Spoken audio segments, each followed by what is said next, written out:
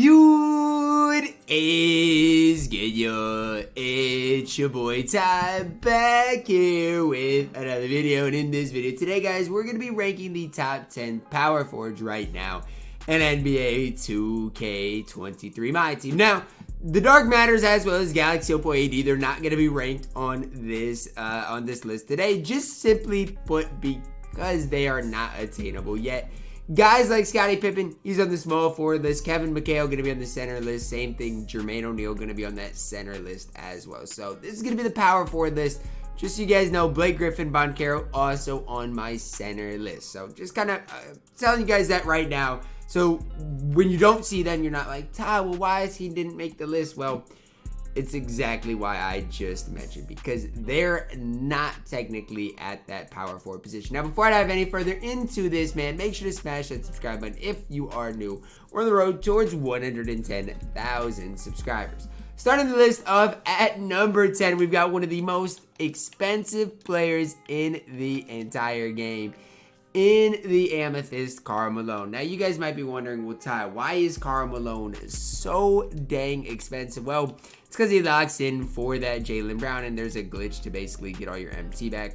I might lock it in today if the glitch does indeed work and just, you know, move from there. Because if I got Jaylen Brown, he'd definitely play for me, especially right now. But Karl Malone, and the good part about it is, if you do lock it in, Karl Malone can play at that power forward position as well. Now, he does need a lot of those badges, but if you do give him catch and shoot, quarter specialist, limitless range, he's going to be absolutely chicken from the field. Defensively, very solid because he does have a nice model player build. And just in general, a very, very solid player as far as his SIGs are concerned as well.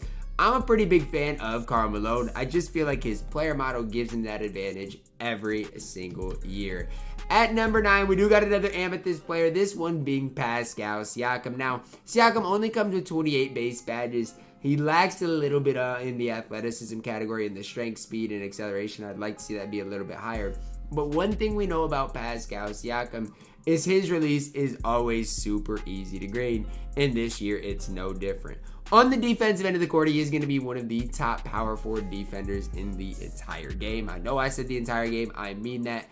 The problem is does he compete at that top tier level? He competes there. Is he the best of the best? I don't quite think so.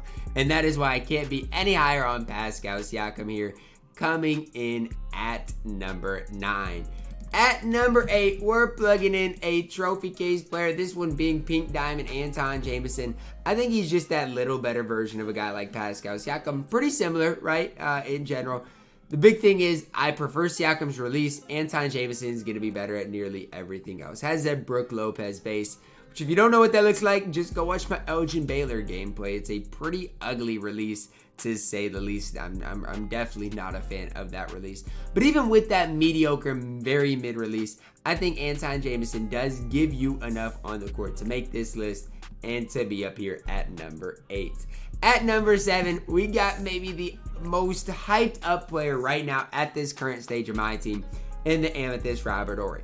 My question to you guys would be, why would you ever lock in for a guy like Pascals Jacob when a guy like Robert Ori exists? It just doesn't make much sense to me. This card can do it all on the court. Has a good release. It's basically what that Carmelo Anthony base was last year. Still steps in from the corners on current gen, and that's important to note. But this card right here in Amethyst Robert Ori is cheap, and in my opinion, one of the best budget cards in the entire game, right? There's not that many great budget cards in the game, but Robert Ori right now under 10,000 MT, and if you are no money spent, in my opinion, he is darn near a must-have. Coming in here at number 6, initially on my list he was top 5, but at number 6 we do got the Pink Diamond Larry Johnson. You look at the card stat badge-wise, he is very impressive, okay? And he has what it takes because of his badges to be even higher than this. Now, I honestly think his best position is that small forward position. What I don't like about him, I'm just going to go over that first, is defensively, he's okay, not great. Offensively, he's pretty dang good, though. I mean, on the offensive end of the court, it's going to be tough to beat this Larry Johnson card. As far as longevity goes, he's got a lot of it. Problem is at that power forward position, I just think there's other better options in my team. I do not mind Larry Johnson in general. I mean, when you look at the comments, ice cold, I mean, I think he's solid, not great though. And part of it is just because in the past, Larry Johnson has always been pretty mid. A card I actually prefer to him cracking the top 5 is Elton Brand. You guys might be like, Ty, what are you talking about? Elton Brand? Here's what I'm going to say, okay? He can get every badge in the game. He's got a 68 3 ball, his primary power forward position. You guys know what that gets boosted with the right coach. You give him catch and shoot. You get the 3 ball up into the mid 70s. He's got Hall of Fame brick wall, box out beast, rebound chaser, workhorse. He's got Hall of Fame bully, back down punisher, masher. He fits the meta of the game. People aren't hyping this Elton Brand card up right now. Why? I don't even know. This card is good in my team. And in my opinion, one of the most slept on cards in the entire game. He's still not as good as Bago. Coming in at number 4, a card I honestly wanted to put at number 1 is the Amethyst Giannis Antetokounmpo. First things first, guys. Am I biased for Giannis? Yes. Okay? So if you guys leave a comment down below, Ty, you don't know what you're talking about, this, blah, blah, blah, and that. I don't care. Giannis Antetokounmpo is him in my team. He can handle the ball. Defensively, he's absolutely elite. You guys might be like, well, Ty, his shooting is horrible. Look, I've used Giannis, and he hasn't even had catch and shoot for me, and I green more with this card than darn near anybody else. I'm tired of hearing the downsides to Giannis. Let's talk about the upsides. His player model is ridiculous. On the defensive end of the court, he's the best card on this list. The possibilities are endless when it comes to Giannis. He's at number 4 for me. At number 3, we got a polar opposite card in Rashard Lewis. Talk about cards that are mid on the defensive end of the court. It's Rashard Lewis. On the positive side of things, talk about a chicken man in my team. That's going to be Rashard Lewis, especially with the Hall of Fame bailout. Look, you can basically shoot anything with this card. If it ends up getting contested, just bail out of it. I mean, the Hall of Fame bailout is there for a reason. Badge-wise, very solid. Shooting-wise, maybe the best marksman in the entire game. He's basically a sharpshooter. If you like sharpshooters, Rashard Lewis is him with hot spots from literally everywhere on the court. At number 2 for me is Zion Williamson. When I initially made this list, I was comparing him to Larry Johnson. And I decided maybe Larry Johnson's that little bit better. But as time goes on, I don't think so. I do not think Larry Johnson is better than Zion Williamson. Now, I'm biased for Zion. Why? Because I've used Zion.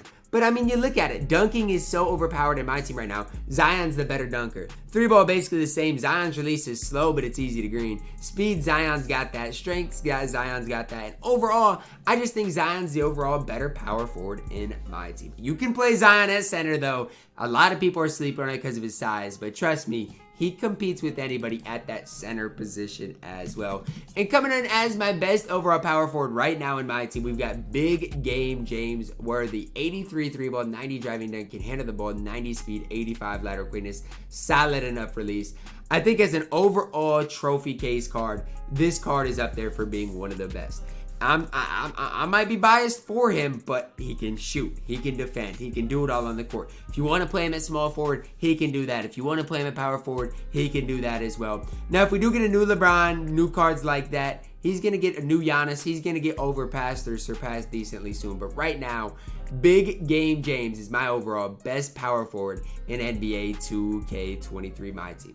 I need your thoughts down below in the comments because I'm sure you guys are going to disagree with a lot of things. And I'm guessing a lot of people are going to disagree with my statement as Giannis Antetokounmpo is a top 5 power forward in my team. But here's my case. Right now, for me specifically, defense runs the game. And if I can green with Giannis, the card does everything else on the court. So that's my case for Giannis. You can make the case he's the best power forward of the game. But I need your thoughts down below in the comments. Drop a like on the video, guys. Subscribe if you are doing that. As always, man, I love you guys. Have a blessed day.